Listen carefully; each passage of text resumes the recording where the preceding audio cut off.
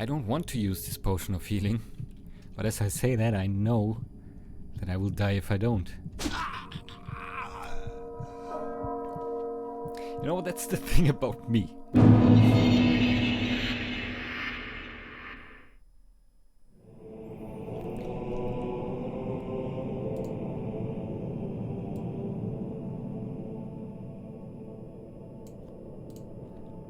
Hello, fellow rogues. My name is Gidon, and today I'm gonna show you Zorbus, my new favorite roguelike.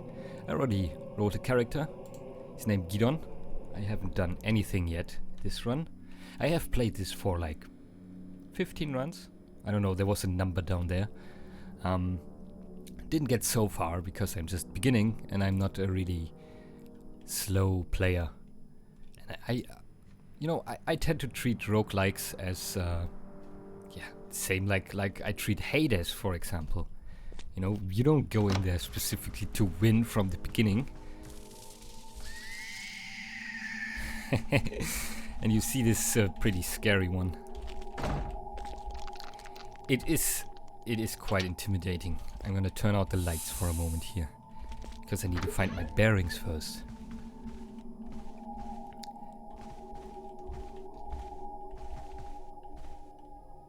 You know, I invite you to take in the atmosphere. There's a kobold. I killed them in the dark. There we go. Got a longbow and a dagger. And I'm gonna switch. I don't want this stuff. Can't wield that longbow yet.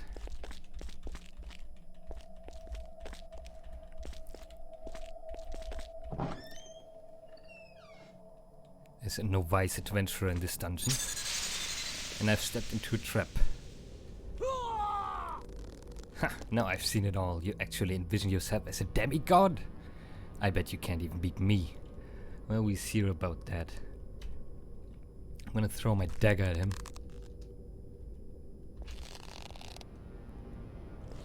But I can't because I'm struggling with these webs.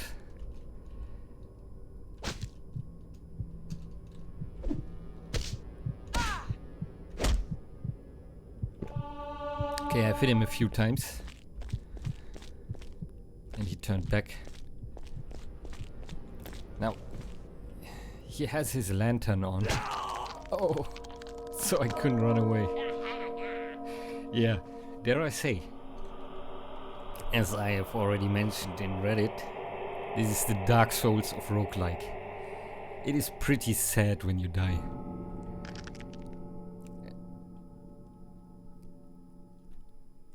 So yeah, that was my first run. I thank you all for watching, and we see you next time. Just kidding. That was too short. So that was my 13th death. And I've played for 4.2 hours. So we're gonna go into a new game here. This is the character creation screen. You can select between like pre-made classes that are like, you know, good for beginners. I tend to make my own.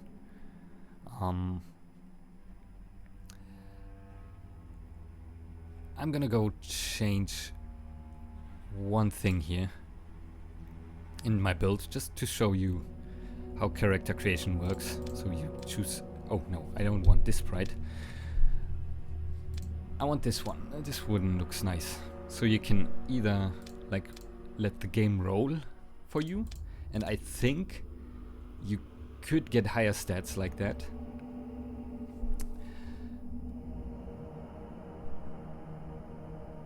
But I really just prefer to have well, I don't know why, but I prefer to go like this. I'm gonna give myself 14 body, 11 motion, and 13 strength. Then we can choose skills. I'm gonna do one dodge, melee, ranged, and stealth. I could like... No, I can't. I can't even. Thought I could put one more in melee.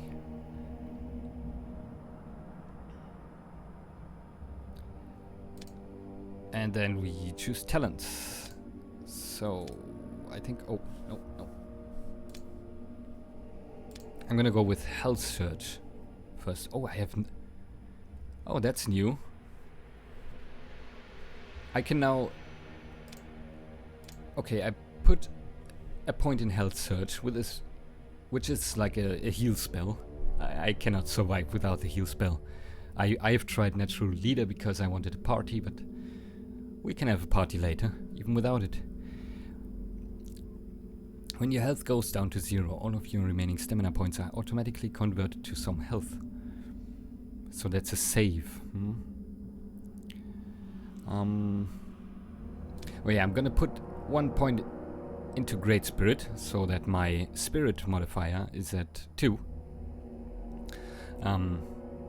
Yeah, my total Spirit points will be 14, so my Spirit modifier is 2.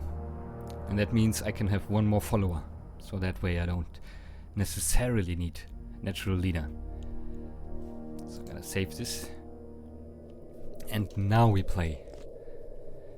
Okay. I'm not gonna stumble head first into a room full of monsters this time. He attempted to say. Okay, this time I'm confident though. It does give me the low health warning. I do have a health surge.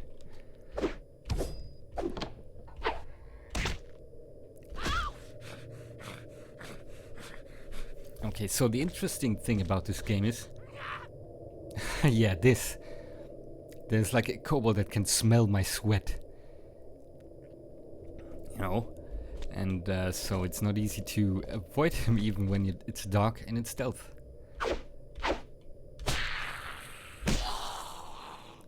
Yeah, and also the monsters talk and they fight each other. Oh, look, a scimitar. Amazing. Yeah. Okay, there's a chest. We've got a large shield that goes well to our scimitar. You know, I'm not the person who explains everything. Because I barely understand anything myself, you know. As I said, I treat the roguelikes like this. Basically like I treat roguelites. You know, in spoken word this is even, you know, barely recognizable as a difference. But it's basically the same, you know. You go into the dungeon, you die very often. Until you die later. And later and later. And here you can see me just smashing kobolds. I don't have to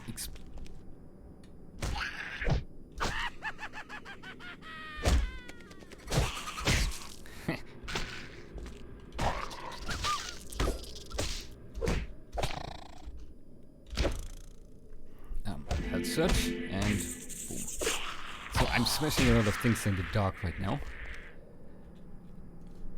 But I think my stealth phase is over because I found that scimitar and obviously... Oh, let's check the longsword against the scimitar. 1d8 damage.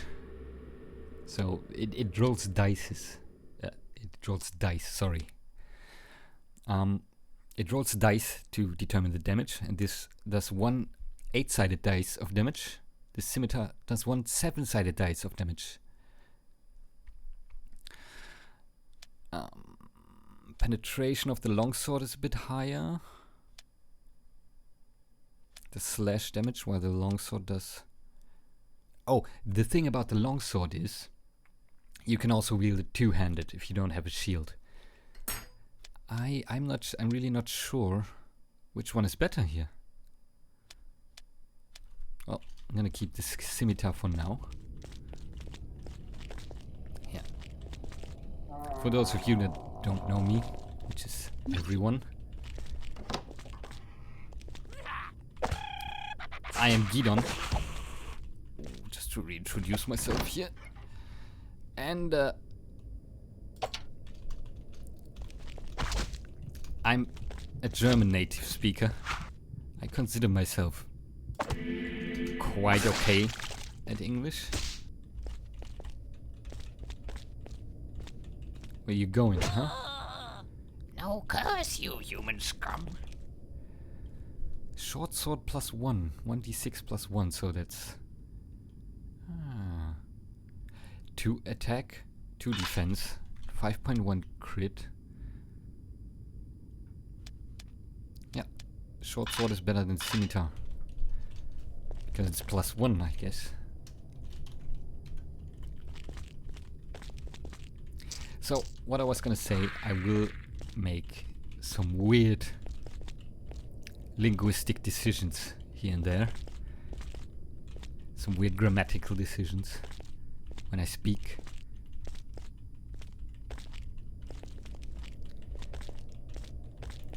But I think it's gonna be just fine. You know, I'm gonna be understandable. I'm not gonna talk too much. Well, I think I will be talking some shite. But you know, this is new for me, doing English content. I enjoy it quite.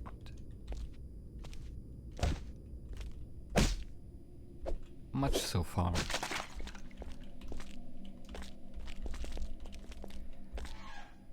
I really like how this game feels. It's really like I said.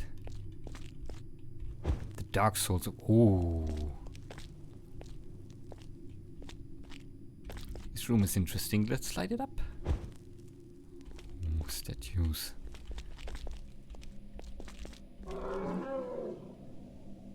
And animal noises.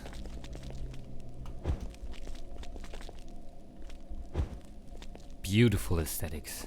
I really feel like I'm crawling a dangerous dungeon.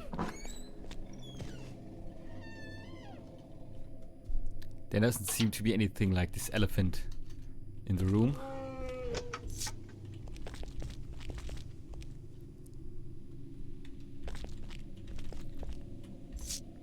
So the thing is, as monsters can hear you, you can obviously hear them. So I can walk around a little bit with the lantern on.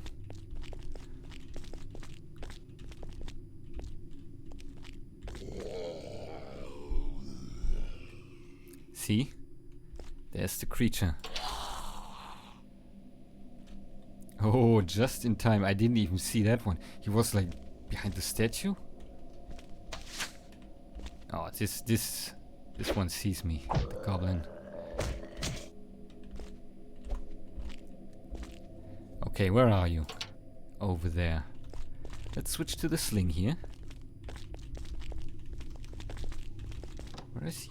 Ah, he flew. He fled. He fled. See, that's what I meant. But he also kind of flew because goblins are fast. Okay. Kill the Longshans, cut them up, burn them parts. It brings luck. We, the goblins, you the prey. We taught you good, the goblin way. Let's see about that.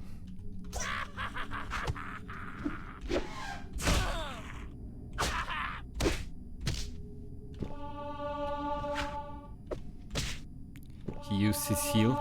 So, the thing about this roguelike, it doesn't really give you an advantage over anything. Oh, I have to change to my sword. I don't want to use this potion of healing, but as I say that, I know that I will die if I don't. You know, that's the thing about me. That's the thing about me. I telegraph my own death along with the way to prevent them. One turn before it happens. Man, I love this game. This is fun. It's quite some fun. So yeah, I could like be very careful and try to avoid everything and plan out my every single move. But you know, that's what makes roguelikes so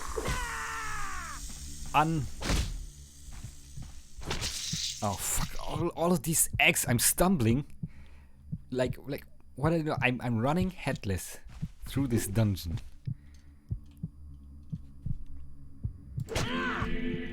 And I'm stumbling over like lizard eggs and plants. And this is why they catch me. Okay, so we also start with this potion of blink. You know, we can use that to just blink away to a random location. And then hopefully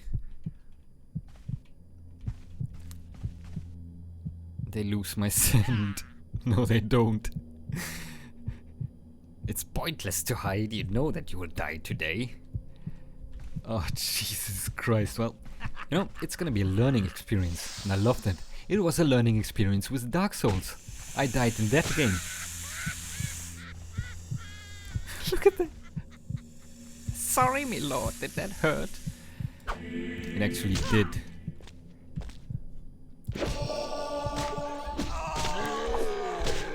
And it made me angry.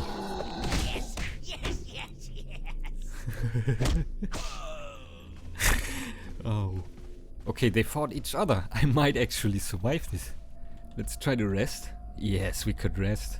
Oh, 100 rounds of resting. Okay, let's not stumble over any more lizard eggs. What's in here? A bardiche. It's a two-handed pole weapon which has an axe blade connected to a long shaft. 2d6 of damage.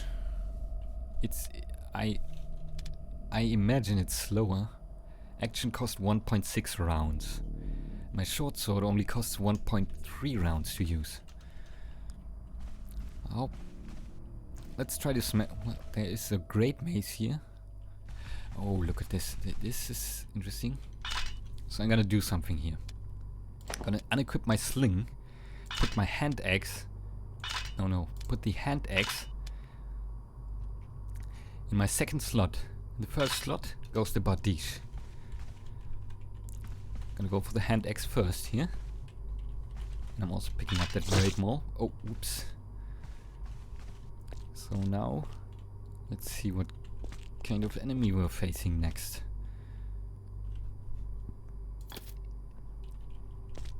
That's a warhorn.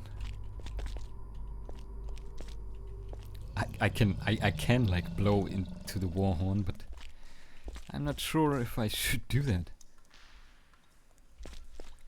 Oh, there's movement everywhere. It says it's just movement, so I reckon it's like spiders. Should I? Should we see what's in store for us in this room? See, that's animal movement, and there's just movement. Oh. It's a veggie pygmy. Veggie pygmy. Veggie pygmies, also called mold folk or moldies, are fungus creatures that inhabit dark areas that are warm and wet, including underground caves. Yeah, they're friendly. No, unless I anger them. Please leave those items alone. You're not a typical greedy adventurer, are you?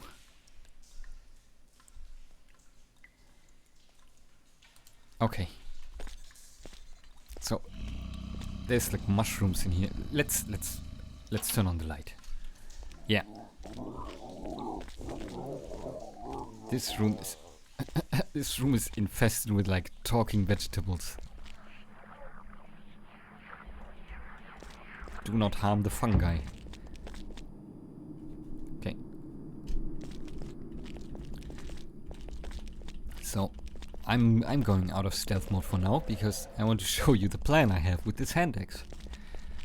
So just like I don't want to do the comparisons too often, but just like Dark Souls, there's like weapon types, and every weapon can be useful.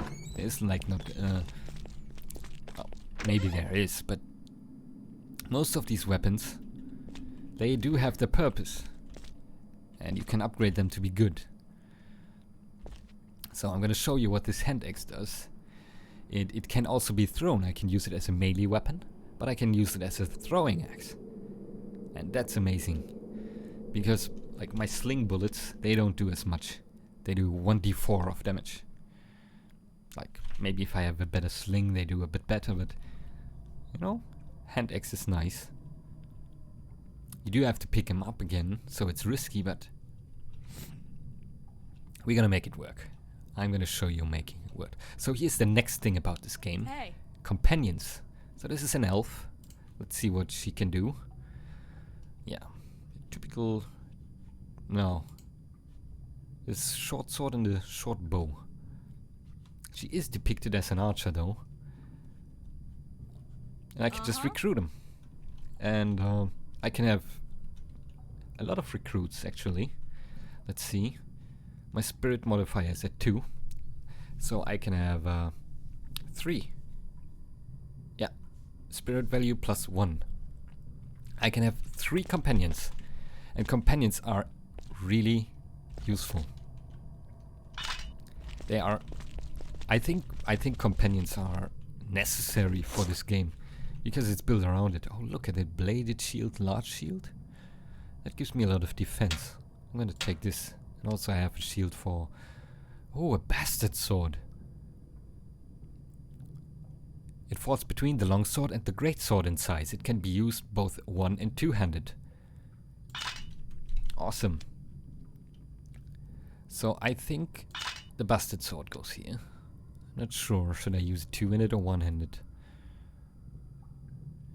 I am not entirely sure how this goes. Like how much of a damage advantage I have.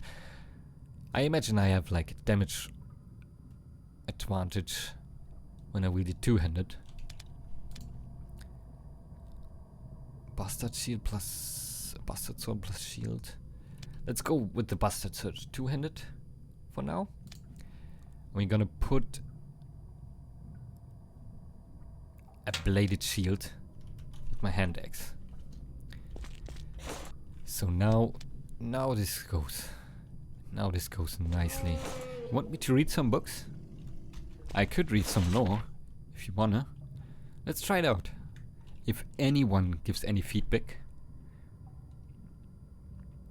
then I will see. So that's the Manual of the Planes. This is a guidebook to the multiverse and the planes of existence. Looks interesting. And it is quite a read, so strap in. Manual of the Planes. What a wondrous thing it is to walk the plains. How breathtaking it is to see all the manner of flora and fauna and their infinite varieties across all possible ecosystems. How joyous it is to experience all of the culture multidimensionality has to offer. One never gets bored. However, in all my travels in all the planes, there is but one place that is truly unique: the Zorbus. The Zorbus, both a multi-level dungeon and a mystical meeting demiplane for the gods, is described more thoroughly in other tomes. But for fellow planeswalkers and myself, it is a dimensional anchor that holds stable portals to the outer planes and other magnificent places. Beware though, the Zorbus has such the reputation. Its halls nearly run red with the blood of would-be adventurers questing for godhood. Yeah, we've seen that. Everything is full of skeletons and bloody skeletons. And bloody skeletons never mean good things. Bloody skeletons mean that people are getting eaten, basically. You know? Such intrusions are met by a panoply of entities from all walks of the multiverse, some amicable, most hostile. Due to this carnival of diverse creatures, scholars speculate that the dimensional walls of the Zorbus dungeon are somewhat threadbare, capturing rare species and sentients who stalk the halls looking for escape. In fact, the number of teleporters in the dungeon, really rifts in the dimensional walls, can be encountered as early as the first level of descent, whisking away travelers from one point on a given level to another in a fraction of moments. The Zorbus is also home to the mercantile demiplane Carillo. Carillo is small as demiplanes go, but it is packed to the brim with trade goods by the resident mercanes and other trade-minded beings. The mercanes are an interesting sort, tall, blue-skinned creatures with spiderly, fluttering hands. They are highly profit-driven, yet they maintain reasonable prices for the wares a plucky adventurer would find essential. If you visit the Mercane Stell, make sure to bring all the gold you can carry, for more than one adventurer has found sparkling rare items that enhance their survivability to plumb the lower depths. Even a relative pauper can come away with a poisson enchanted arrow. Puissant? It's a French word, I don't know this word. With a poisson enchanted arrow or bullet that may make the difference between their life or death in the early levels of the dungeon. I would be remiss if I didn't mention Carillo's Tavern. Even now I find myself grasping for one of their cold and frosty ales as I pen this manuscript. Delicious and refreshing. Apart from their essential beverages, the tavern is a hotbed of gossip and gems of wisdom from retired or drunk or both adventurers. I highly recommend one green to the plains and the Zorbus to listen closely while they are within. Such knowledge has saved more than one adventurer's skin, I wager.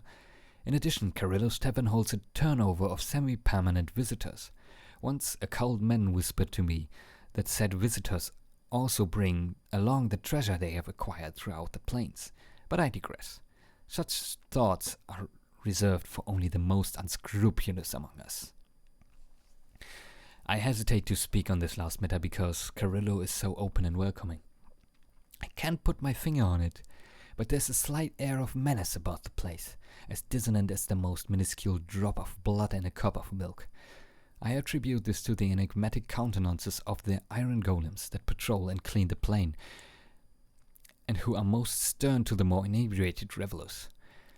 Party animals they are not, and one sobers up quite quickly when met with "Intruder, begone," when one is simply trying to find a warm shadowed corner in which to rest in peace. Let me show you how it really sounds if they say that. Intruder, begone. So, yeah, you're gonna sober up quickly if you hear that one and you want to fucking puke into the corner because you're drunk from the free beer they give. It's a weird ecosystem down there. Moving away from the lively and wondrous streets of Carillo, there's a more dangerous element to the Zorbus found deep below in the dungeon. I am, of course, referring to the coterminous nature of the Zorbus with both the 9 hells and the 666 layers of the Dread Abyss. Only the brave or the foolish tread the lower levels in search of godhood. As speculated previously, the planar walls of the Zorbus are very thin, permitting temporary portals to both of those inimical domains to open up and disgorge entities from their origin places, demons and devils of every stripe. Not only are the demons and devils ferociously hostile, they are also locked horn and claw in a vicious cycle of violence known only as the Blood War. The vagaries and origins of that conflict are better left to another tome.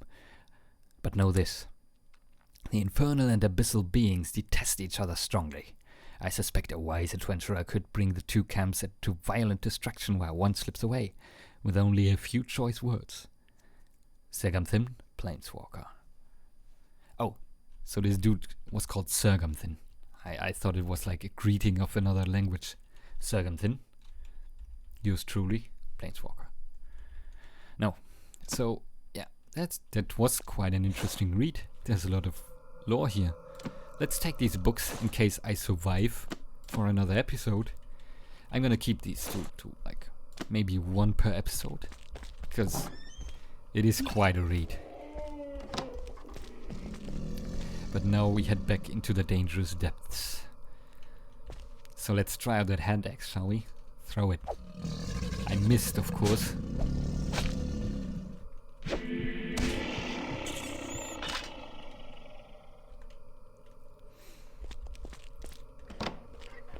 But yeah, crocodile's dead.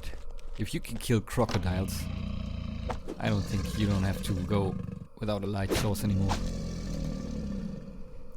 Man, they are dangerous. Oh, I have a companion. I forgot. Nobody does it better.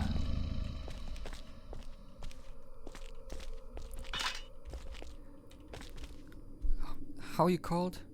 Jinhilla. So that's Jinhilla, my elven companion. What has this chain got that these lunatics keep babbling about? Another bastard sword. I am... What does she have? A short sword.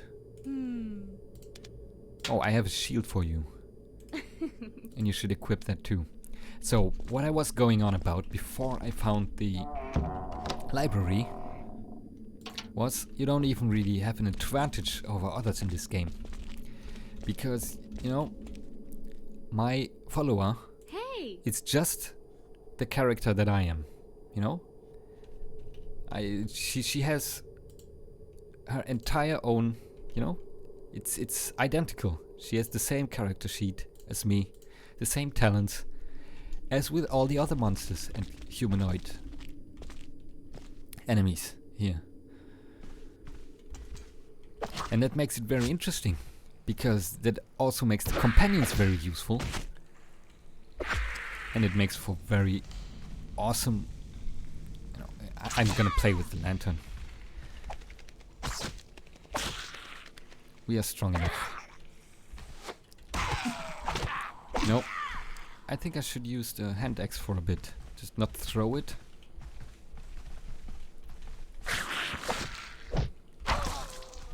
Hand axe and bladed shield seems pretty solid. And pretty survivable. You know, I don't feel like being too careful and like stealthing everything. You know, if you watch that is like a stealth gameplay and you don't find it compelling, you know, I don't find it compelling either when I play it like that. So I'd rather run around. Look at a battle axe. So that looks like something that fits better to shield playstyle as like a bastard sword. Bastard.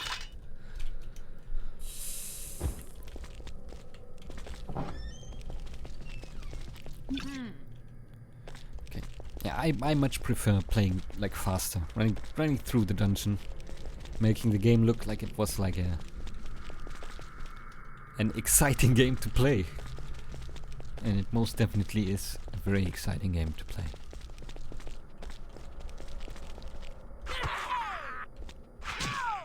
Yeah. Kill that kobold good.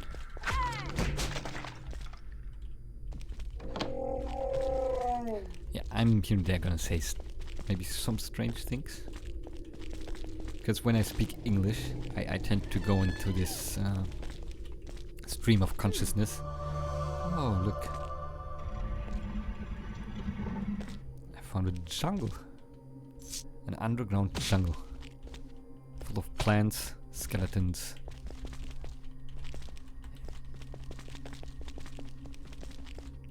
Oh, look. There's like a tower shield. What is this room?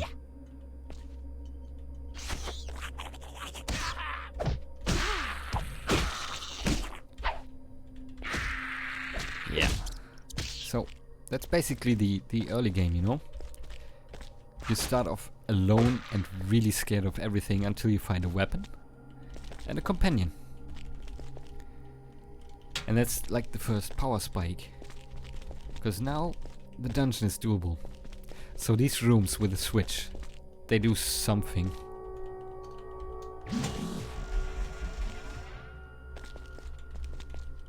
They do something depending on the symbol. I have read that in a previous run.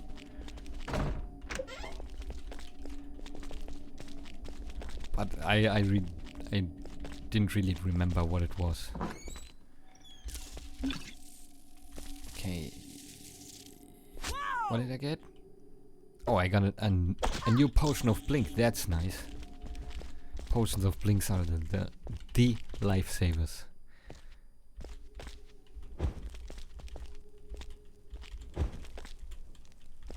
These are like ritual rooms. I always wonder if something happens. If I light all the torches.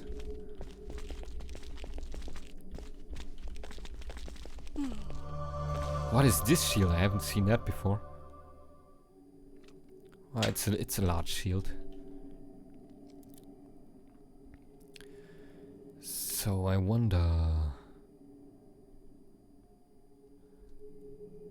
So this counts like dual wield, like I'm also attacking with the shield, whereas this. Well, this is too, but it does blunt damage, so it's like a shield bash. But this one is like a slash. Ah, I see. So that's the difference. So bladed shield, large shield, tower shield. Seem to be 3 different classes of shield. I'm gonna go with the large shield for now, but not the bastard sword, the battle axe.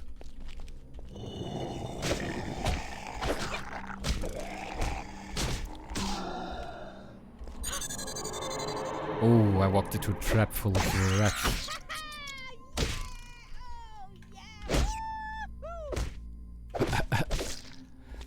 My elven companion is quite enjoying this. I think. A long sword? Oh no. I think I'm gonna stick with the axe for now. You don't really have to check every weapon, because, you know, they're mostly side grades and playstyle oriented. So here I need a key. I can try forcing it open. Or disabling the lock. My companion tried for me, because she had better lock picking skills, I reckon.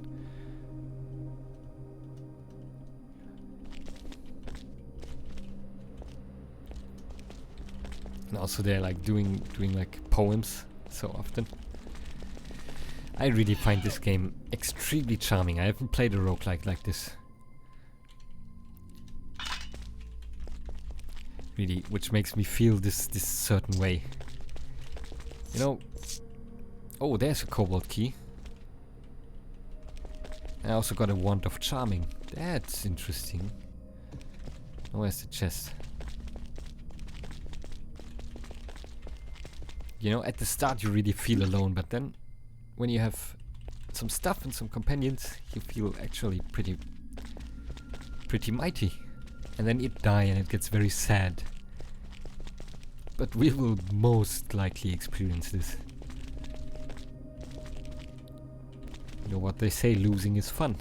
And losing in this game is actually quite fun. So I think I'm just about done with this dungeon floor.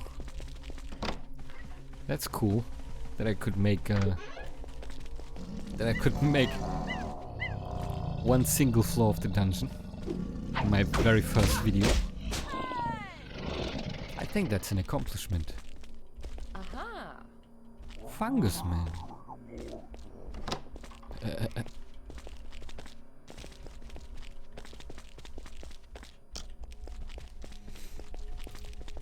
Yeah, it's just I like everything about this game.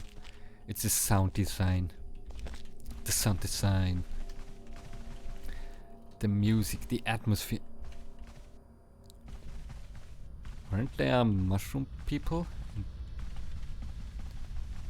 I just realized.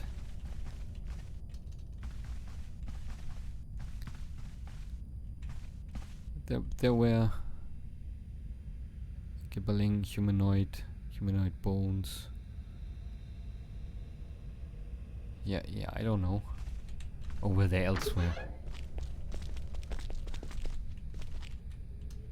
I'm not sure, but yeah. The last thing I'm gonna do on this floor and in this video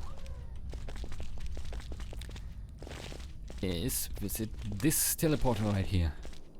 So this teleporter room with the red teleporter and the... I don't know what a hedron, but it is some kind of hedron. A 20-sided hedron. That leads to Carillo.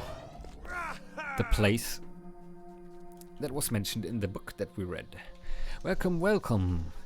You have entered Carello, our little trading demiplane. I am Valdemar, the bouncer of this place. There are currently 2 shops active in smaller areas, and there's also the Tomb Raiders Guild operating. In the main area, there are several containers where you can store your personal items, and of course, we have a tavern with free beer. But we have but one rule: do not cause trouble. Yes. Basically what I'm looking for here is recruits, because I don't have so much money. Oh, I have enchant weapon and sonic weapon? I didn't even notice that I picked that up. Must have been in the library. Awesome. So stuff here is expensive. I maybe want to buy a potion of blink or a potion of healing. Nah, I think a potion of blink will make me survive 1 death at least. And there's 1,000 deaths here, so... Well met, friend. Grab a chair and join our happy team of ex-adventurers. No. I'm an adventurer, not an ex-adventurer. Is there no recruits here? Oh yeah, my sword arm is itching. I want to splat that disgusting, vile, roguelike creature. Yes, yes, mistress. Oh, no, that's the bounce of this. I am a roguelike creature.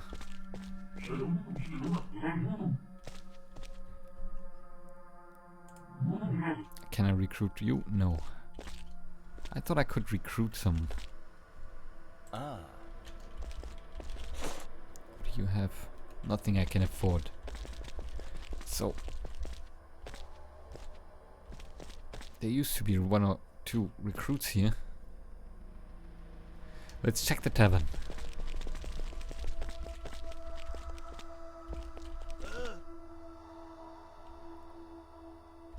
When the going gets tough, adventurers start drinking.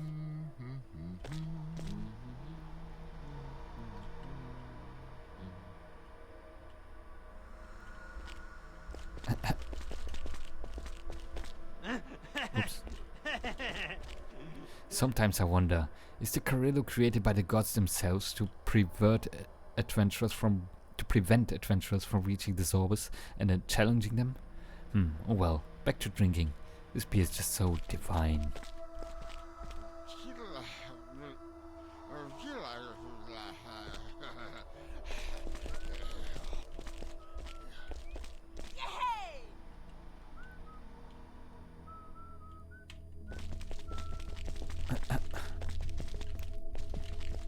Interesting soundscape. So yeah, that is the shops, and I think I'm gonna end it here.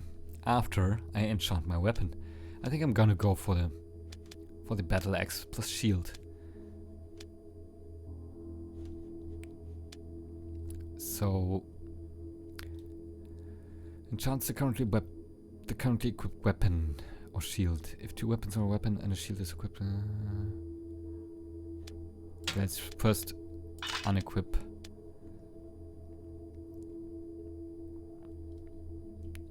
And then enchant the weapon. Okay, so now it's a battle axe plus 1. That's good. And now I can use the scroll of sonic weapon to make it a battle axe of sonic plus 1.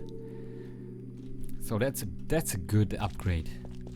That's a really good upgrade for my axe, and I think I was very lucky to find those 2 scrolls at level 1. So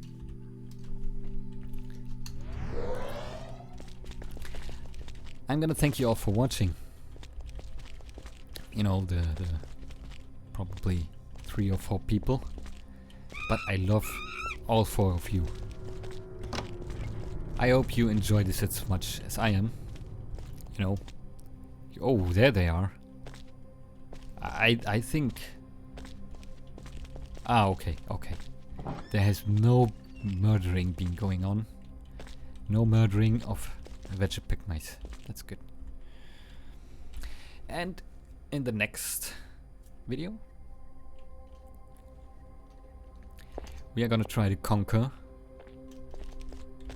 floor 2 of this dungeon. My name is Gidon. This was Maximum Break. And I'll see you all next time.